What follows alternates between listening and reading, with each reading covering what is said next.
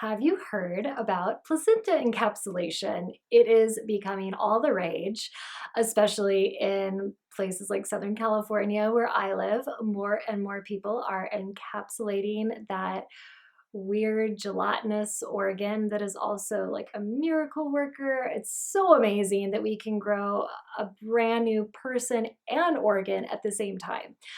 But there are certain things that you should know when you're deciding whether or not to encapsulate the placenta.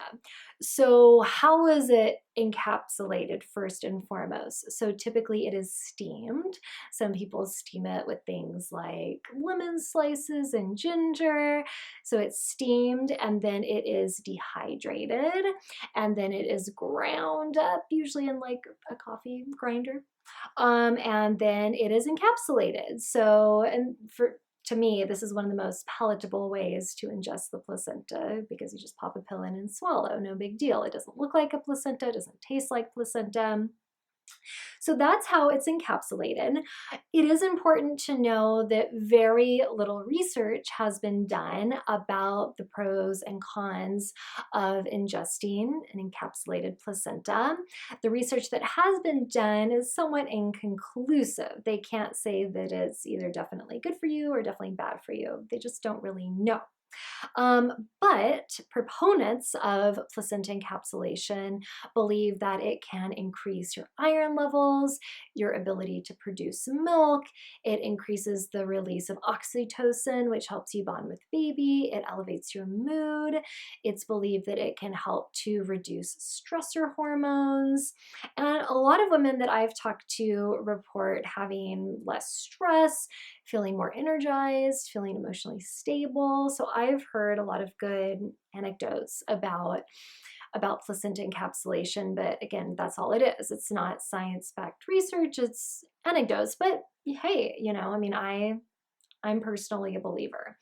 Um, it is also important to know that there could be risk of contamination. There was a situation where a baby got group B strep, and the mom had had group B strep during pregnancy, and some believe that that group B strep could have been passed through the placenta pills.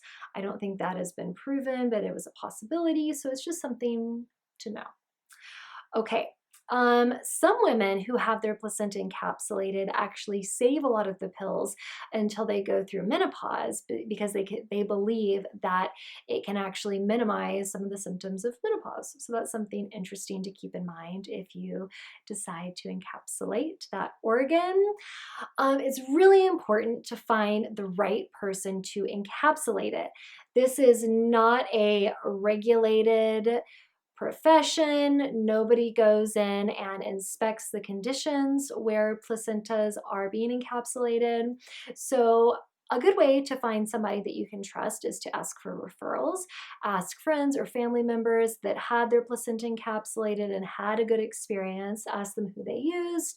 You can also go online and read different reviews. And then I also think it's a good idea to have a phone interview with a lot of the prospects and to ask them what their process is like, ask them about the cleanliness of the area where they encapsulate the placentas, ask them if there is any risk of placentas being mixed up, something that you definitely don't want to happen. Ask them any and all questions that you have until you find somebody that you trust and you feel comfortable with. It's also important to ask them if they come and pick up the placenta, which I highly recommend.